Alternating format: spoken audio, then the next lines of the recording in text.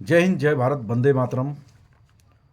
दोस्तों, आज का वीडियो स्पेशली यूथ के लिए है। मैं आपका लता फौजी। अगर वीडियो पसंद आए तो वीडियो को लाइक, सब्सक्राइब और बेल आइकन दबाना बिल्कुल भी मत भूलिएगा। दोस्तों, मुझे आर्मी में जाने का ना जो मोटिवेशन मिला वो कहाँ से मिला, कैसे मैं आर्मी ज्वाइन करने के लिए अपने आप को मैंने तैयार किया।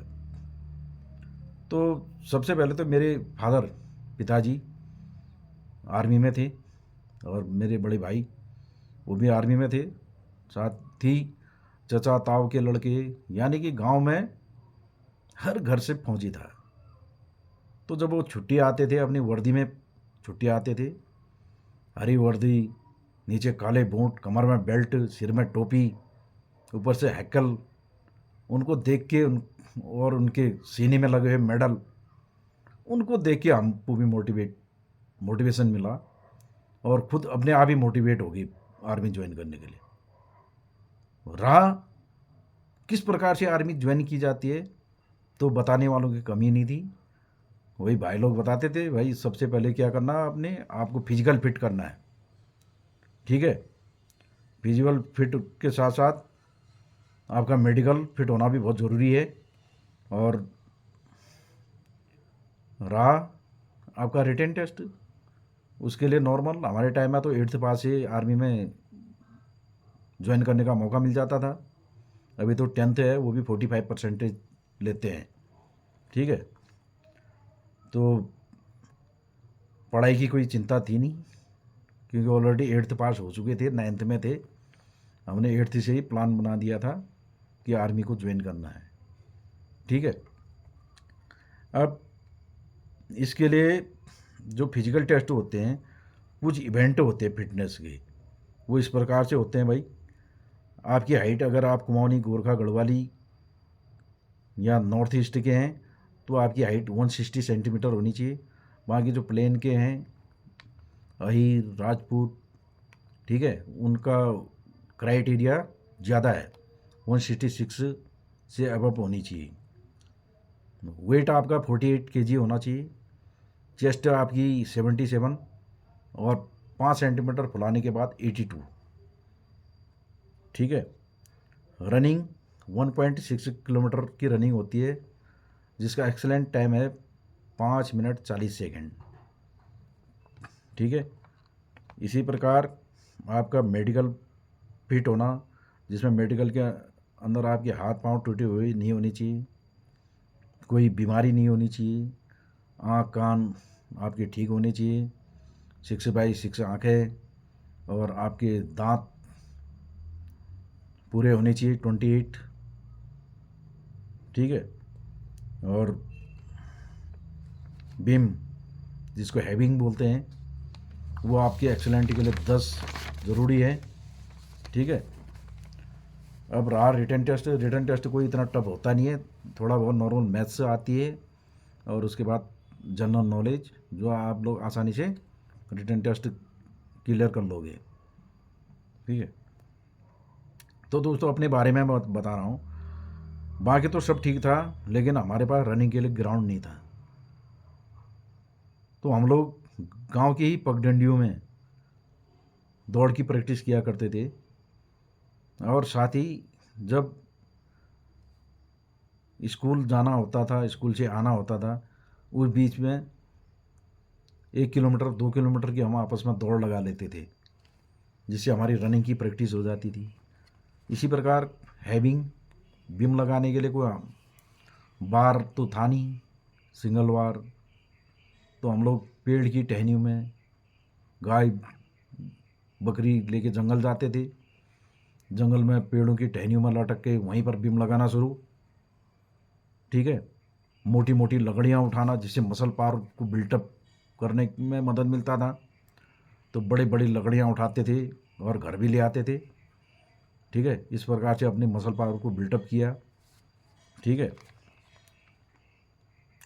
अब दोस्तों ये सब साथ साथ ही हमारी पढ़ाई के साथ साथ ही चल रहा था मेरा, तो यानी जब भर्ती की बारी,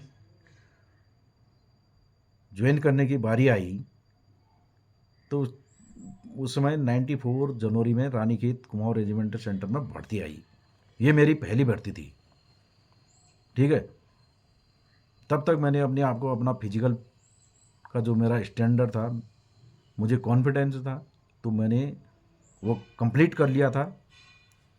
तो जब भर्ती ग्राउंड रानीखेत में पहुँचे, ठीक है दोस्तों, वहाँ जो शैतान सिंह ग्राउंड एक ऊपर है, नीचे है एक मेजर सोमनाथ शर्मा परमवीर चक्र विजेता बीबीसी, उनके नाम से सोमनाथ ग्राउंड है, जिसको बहादुरगढ़ भी बोलते हैं। तो उसमें 4 चक्कर लगाने पड़ते हैं।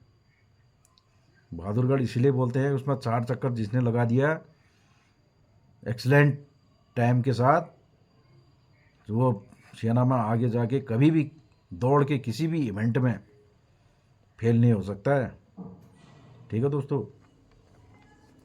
तो दोस्तों हम भी भर्ती होने चल दिए रानीखेत अपने दोस्तों के साथ। जब वहाँ पर देखा, क्योंकि गांव से पहली बार शहर में जाना हुआ, जब वहाँ भीड़ देखी तो लगा यार अपना तो कहीं नंबर नहीं है। लेकिन फिर अपने आप में सोचा, अपने आप में विश्वास पैदा किया कि अपने मेहनत पर कभी शक मत करो, ठीक है। हमेशा क्वालिटी डेवलप करना है, क्वांटिटी में विश्वास नहीं करना है। होंगे 10,000, 10,000 में पहला नंबर अपना ही होगा, ये दिमाग में होना चाहिए। यही सोच के साथ हम भी भर्ती ग्राउंड में इंटर हो गए। इंटर होने के बाद दोस्तों सबसे पहले फिजिकल टेस्ट होता है पहला दिन, जिसके अंदर इवेंट होते हैं जो आपको मैंने पहले बता दिया है। तो फिजिकल टेस्ट के इवेंट मैंने पूरे एक्सलेंट के साथ कंप्लीट कर लिए, ठीक है। तो जो ग्राउंड पॉइंट होते हैं फिजिकल के, पूरे 100 में से 100 पॉइंट मैंने अचीव कर लिए, प्राप्त कर लिए। तो अपना कॉन्फिडेंस और बढ़ गया, ठीक है। तो इसके बाद 2 दिन बाद मेडिकल हो गया, मेडिकल की परीक्षा भी पास कर ली। इसी प्रकार 4 दिन के बाद रिटन टेस्ट भी हो गया। ये पूरा प्रोसीजर 1 हफ्ते के अंदर कंप्लीट हो गया। तो ये होने के बाद हम वापस अपने घर आ गए, ठीक है। घर आने के बाद घर में बताया भाई हम तो भर्ती हो गए, लेकिन घर वालों को किसी को विश्वास नहीं हुआ, क्योंकि उस समय एज भी कम थी, छोटी बच्चे, मैं तो छोटा बच्चा ही लगता था। किसी गांव वालों ने भी सच नहीं माना, ठीक है। घर की बात तो अलग। जब कॉल लेटर आया कि आपको 12 फरवरी 94 बोला भर्ती कार्यालय में रिपोर्ट करें, जब कॉल लेटर देखा तब जाके विश्वास हुआ कि ये वास्तव में भर्ती हो गया है, ठीक है दोस्तों। तो कहने का मतलब ये है, मुझे चॉइस थी, मैं मोटिवेट था, मैंने प्रैक्टिस की थी, मेहनत की थी। जो क्राइटेरिया है होता है फिजिकल का, मेडिकल का, रिटर्न का, वो मुझे कॉन्फिडेंस था उस चीज़ का कि ये मैं आराम से क्लियर कर लूँगा। तो गया, अपने ऊपर विश्वास जो था वो दिखाया, तो मैं आखिर भर्ती हो गया। और 12 फरवरी 94 को मैंने भर्ती कार्यालय रानीखेत में ज्वाइनिंग कर ली, ठीक है। देखो अब वहाँ से जितने भी दोस्त लोग थे भर्ती कार्यालय से बढ़ जाते हैं अलग अलग कंपनी में ट्रेनिंग के लिए। तो मुझे अल्फ़ा कंपनी अलॉट हुई। तो मैंने पूरी 9 महीने की ट्रेनिंग अल्फ़ा कंपनी में पूरी की अपने दोस्तों के साथ, जो कि ट्रेनिंग के पीरियड टफ होता है, लेकिन हंसते हुए दोस्तों के साथ मस्ती करते हुए कब 9 महीने बीत गए पता नहीं चला, ठीक है। कठिनाइयाँ आती है, लेकिन उसको हंस हंस के अगर निभाओ ना, उसका मज़ा ही कुछ अलग होता है, ठीक है। रो रो के कोई समस्या आपकी पूरी नहीं होती है। तो हंस के अपना ट्रेनिंग जितना एफर्ट लगा सकते हो, बोलते हैं ना, अगर आपने ट्रेनिंग के अंदर पसीना बहाया है तो लड़ाई के मैदान में आप अपना और अपने साथियों का क्या करोगे, खून बचाओगे, ठीक है दोस्तों। तो ट्रेनिंग में किसी भी प्रकार की कोई मकरामी नहीं करनी है।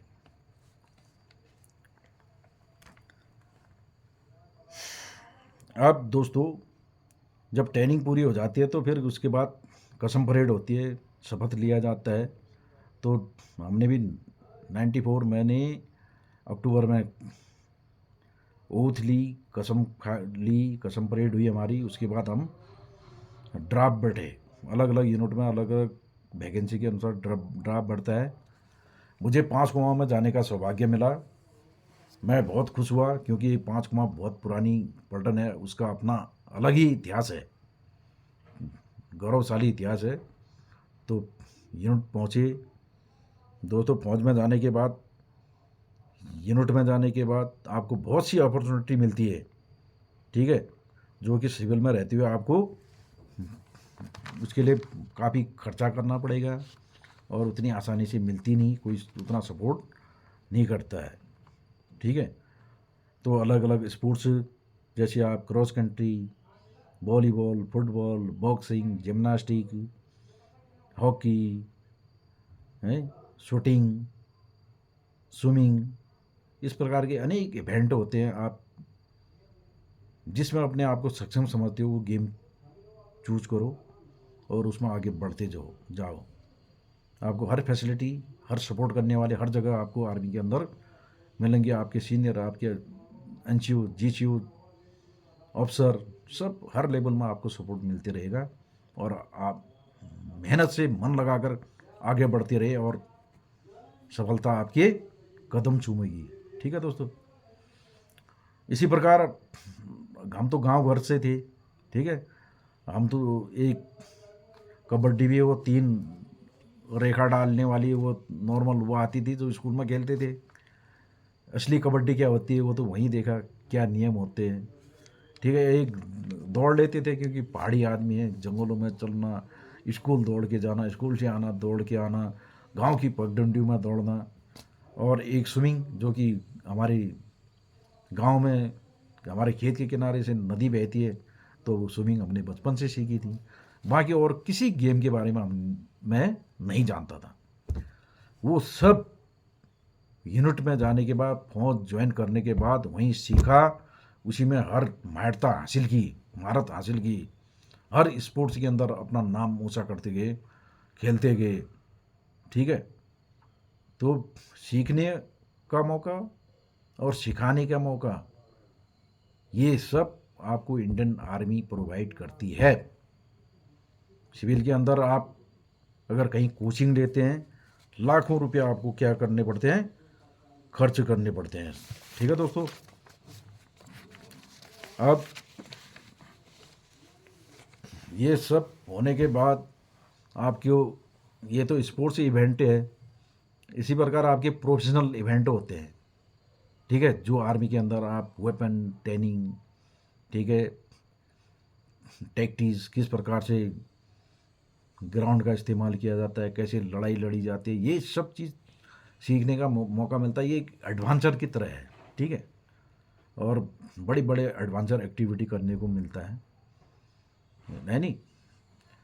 तो आपके ऊपर लगन होना चाहिए, तो आप हर हर श्रेणी आपके लिए क्या है, आसान राह बनती जाएगी। मुश्किल कुछ नहीं होता है।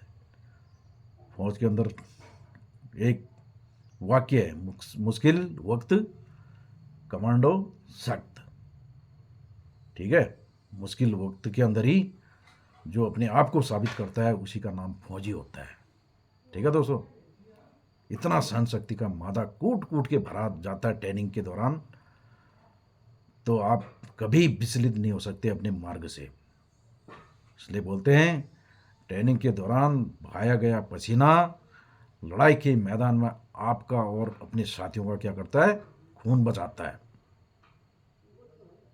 ठीक है दोस्तों। तो आपको फौज के अंदर प्रमोशन, पढ़ाई, एजुकेशन, अगर आप कम पढ़े लिखे हैं आपको आगे पढ़ाई करने का मौका मिलता है। अगर आप थोड़ा बहुत पढ़े लिखे हैं, ठीक है, आपको और अपना एजुकेशन बढ़ाने का मौका मिलता है। अगर आप 12th पास या ग्रेजुएट है तो आपको आर्मी के अंदर कमीशन लेने के मौके मिलते हैं। उसके लिए आपकी तैयारी फ्री ऑफ कॉस्ट, आपके लिए कोचिंग की व्यवस्था, सब कुछ फ्री ऑफ कॉस्ट। ऐसी अपॉर्चुनिटी आपको सिविल के अंदर में मिल सकती है, लेकिन पैसे खर्च करने पड़ेंगे, ठीक है। फ्री ऑफ कॉस्ट कोई नहीं सिखाएगा, लेकिन आर्मी एक ऐसी संस्था है जहाँ पर आपको हर चीज़, हर facility free of cost provide होती है, ठीक है। तो इसी प्रकार से आपको प्रोफेशनल कोर्सों में अच्छा करने से, अच्छी ग्रेडिंग लाने से आपको बड़े बड़े इंस्टीट्यूट, IME, OT, ND और जो आपके रेजिमेंटल सेंटर हैं उसके अंदर इंस्ट्रक्टर जाने का मौका मिलता है। वहाँ पर सीखने और सिखाने दोनों चीज़ का मौका मिलता है। उसका रोमांस ही कुछ अलग है, ताकि आपको एक सिविलियन को उसकी सिविल चाल ढाल को एक आर्मी पर्सन में बदलने में समय लगता है, कैसे बदला जाता है उस चीज़ का एक नया अनुभव मिलता है, ठीक है। बहुत सारी चुनौतियाँ आती है, उन चुनौतियों को हैंडल करने का मौका मिलता है, आपकी लीडरशिप की क्वालिटी बढ़ती है। इसके साथ साथ आपको देश विदेश, देश के हर कोने में सर्व करने का मौका मिलता है। वहाँ की भाषा, कल्चर, सब कुछ जानने का मौका मिलता है। अगर आप इंडिया में पूरा इंडिया विजिट करना चाहते हैं तो आपको कितना पैसा खर्च करना पड़ेगा, लेकिन फौज के अंदर सब आपको फ्री ऑफ कॉस्ट पूरा इंडिया घूम लो, साउथ से लेके नॉर्थ, ईस्ट से लेके वेस्ट। इसके अलावा आपको फॉरेन में सेवा करने का मौका मिलता है, ठीक है। तो दोस्तों, अपने साथ साथ अपने दोस्तों को, अपने आस पड़ोस वालों को, यंग जनरेशन को मोटिवेट करो आर्मी ज्वाइन करने के लिए, ठीक है। आपको अगर कमीशन अधिकारी बनना है, उसके लिए आपको NDA 12th के माध्यम से आप 12th करो, अच्छे परसेंटेज होनी चाहिए, मैथ्स होनी चाहिए आपकी, फिजिक्स केमिस्ट्री, तो रिटर्न एग्ज़ाम क्लियर करो। उसके बाद SSB को आप मेडिकल ज्वाइन करो आराम से। अगर आप ग्रेजुएट हो तो आप CDS के थ्रू आर्मी ज्वाइन कर सकते हैं। अगर आप जवान में भर्ती होना चाहते हो, 10th पास करने के बाद आप किसी भी भर्ती को अटेंड कर सकते हैं, ठीक है। वहाँ से आप किसी भी ग्रुप में जा सकते हैं, चाहे इंजीनियर हो, RT हो, आर्मर्ड हो, या कोई कुमाऊं रेजिमेंट में जाना चाहो, है नहीं, जिस ग्रुप में आपको अच्छा लगता है, इन्फेंट्री कोर, वहाँ आप ज्वाइन कर सकते हैं, ठीक है। रही इज्जत और शान, हमारा तो वाक्य है, नाम नमक निशान, ठीक है। तो दोस्तों, बड़े बड़े मिलीनियर बिलीनियर सिविल के अंदर जो अरबों खरबों कमा रहे हैं ना, वो ड्रेस नहीं खरीद सकते, क्योंकि अलाउ ही नहीं है, लागू ही नहीं है, ठीक है। तो वर्दी की कोई कीमत नहीं होती है। तो आपकी इज्जत, आपकी वर्दी, आपका तिरंगा हर किसी को नसीब नहीं होता है, ठीक है दोस्तों। और इस देश की सेवा, इस राष्ट्र की सेवा करने का जो बॉर्डर के ऊपर खड़े होके गोलियों के बीच, बमबारी के बीच, ठीक है, वहाँ खड़े होकर देश सेवा करने का जो आनंद प्राप्त सेना के अंदर होता है, क्योंकि देश सेवा तो कोई इंटरनल किसी भी सेवा में जाके करता है, लेकिन अनुभव अलग अलग होता है, ठीक है। इतना ज़रूर है कि सेना में रहते हुए आप अपने परिवार बच्चों से ही, आस पड़ोस से दूर रहते हैं, है नहीं। जो आपका घर हो जाता, घर था पहले, वो आपका ससुराल हो जाता है, और जो आपकी यूनिट पलटन होती है वो आपका असली घर बन जाता है। आपके माँ बाप, भाई बहन, जो भी है घर में जो केयर करते थे, वो सेना के अंदर आपके सहपाठी, आपके सीनियर, वो केयर आपकी करते हैं वहाँ पे, ठीक है। तो मोटिवेट खुद भी हो और अपने साथ वालों को भी मोटिवेट करो, और इज्जत की लाइफ, सेफ और सिक्योर लाइफ अगर जीना है तो इंडियन आर्मी नेवी, एयरफोर्स या अर्धबल सैनिक, यूनिफॉर्म की नौकरी कोई भी हो यार, आप उसमें रह के अपने देश की सेवा कीजिए, ठीक है। क्योंकि हमारा मोटो ही है नेशन फर्स्ट। सबसे पहले आपका राष्ट्र आता है, उसके बाद आप आते हैं, फिर आपका परिवार आता है, ठीक है। ये भावना लेके अपने देश सेवा करो और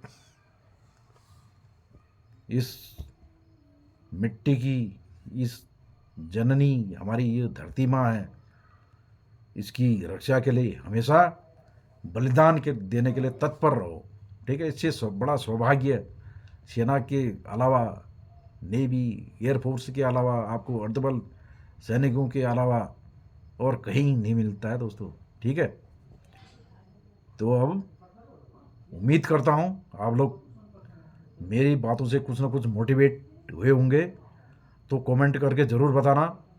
इसी प्रकार दोस्तों मैं भी मोटिवेट एक बार हुआ था, तो उसके बाद मोटिवेट होके ट्रेनिंग करके आज मैं 28 साल अपने जीवन के भारतीय सेना को समर्पित करके, इस देश को समर्पित करके आज रिटायरमेंट लाइफ जी रहा हूँ। भारत सरकार ने, सेना ने मुझे वो फैसिलिटी पूरी दे रखी है जो सर्विंग के दौरान दी थी, तो इससे ज़्यादा हमको क्या चाहिए यार। इतनी बढ़िया लाइफ स्टाइल सेना की, सेना में रहते हुए और सेना से रिटायरमेंट होने के बाद भी आपको इतनी बढ़िया लाइफ स्टाइल मुझे लगता है और किसी संस्था में आपको मिल नहीं सकती है। तो दोस्तों मिलते हैं नेक्स्ट ब्लॉग में। अगर आपको मेरा ब्लॉग पसंद आया हो तो शेयर कीजिए, लाइक कीजिए और कमेंट करके ज़रूर बताइए। अगर कोई आपको डाउट रहता है तो कमेंट में ज़रूर लिखिए, मैं आपको उसका भी सॉल्यूशन बताऊंगा। अगर आपको कहीं पर दिक्कत आएगी सेना ज्वाइन करने में, उसके दौरान क्या क्या प्रैक्टिस करनी है, कितनी करनी है, इसके बारे में मैं एक डिटेल में वीडियो बनाऊंगा और आप लोगों को बताते रहूँगा, मोटिवेट करते रहूँगा। तब तक के लिए जय हिंद, जय भारत, वंदे मातरम। मिलते हैं नेक्स्ट वीडियो में। स्वस्थ रहे, मस्त रहे, मुस्कुराते रहे।